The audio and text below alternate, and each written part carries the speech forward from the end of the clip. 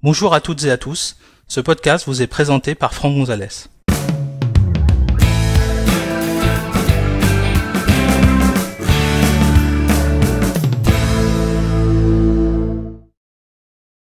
Dans cet épisode, nous allons découvrir comment désactiver les mises à jour automatiques de sécurité de macOS, ce qu'on appelle les Rapid Security Response.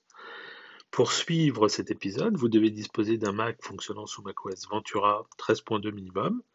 Sachez que cet épisode a été réalisé sur un MacBook Pro de 2019 fonctionnant sous macOS 13.3.1.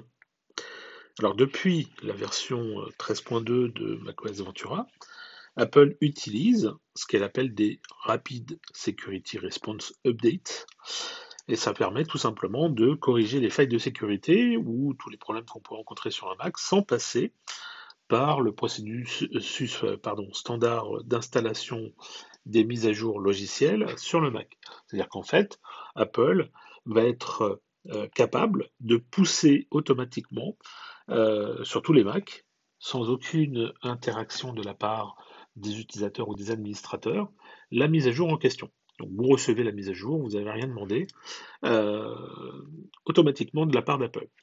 Donc ces mises à jour, c'est très intéressant, parce que l'idée c'est quand même de bloquer toutes les failles de sécurité qu'on pourrait avoir sur une version de macOS.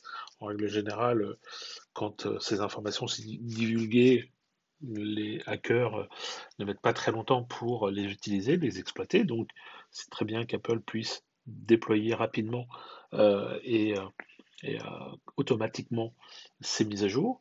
Mais bon, on peut avoir des cas particuliers où vous souhaiteriez ne pas avoir ces mises à jour qui s'installent toutes seules.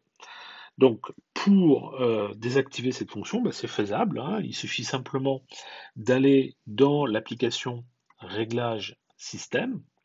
Vous allez dans Général, dans Mise à jour de logiciel, et ici, vous voyez, il y a marqué Mise à jour de sécurité uniquement. Il y a un petit bouton I à droite. On va cliquer dessus, et là, on voit tous les paramètres de mise à jour de logiciel. Ce qui nous intéresse, nous, spécifiquement, c'est tout en bas, installer les mises à jour de sécurité et les fichiers système. C'est validé. Si on bascule l'interrupteur, évidemment, vous allez devoir vous authentifier en tant qu'administrateur. C'est quand même un peu dangereux ce qu'on est en train de faire. Vous désactivez cet interrupteur, et à ce moment-là, en fait, si des mises à jour de sécurité sont disponibles, elles vont apparaître dans mise à jour de logiciel, mais elles ne seront pas installées automatiquement. C'est-à-dire qu'en fait, on vous demandera de valider l'installation manuelle. Alors attention, hein, si vous choisissez de désactiver, moi je vous recommande quand même très fortement d'installer ces mises à jour de sécurité le plus rapidement possible, dès que vous aurez validé le fonctionnement, bien sûr, parce que si vous l'avez désactivé, c'est qu'il y avait probablement une raison. Mais si vous avez le temps de faire des essais, n'hésitez pas à réactiver très rapidement, enfin installer très rapidement ces mises à jour de sécurité. Voilà, pour les utilisateurs standards, je déconseille très fortement de modifier ce réglage et de désactiver les mises à jour automatiques de sécurité.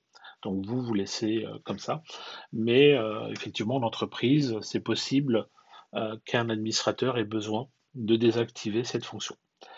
Voilà, merci d'avoir suivi cet épisode. Si vous souhaitez en connaître davantage sur l'utilisation de macOS ou d'iOS, merci de consulter notre site web à l'adresse www.adnesis.com et suivez les thèmes formation macOS Ventura ou formation iOS depuis la page d'accueil. À bientôt pour un prochain épisode.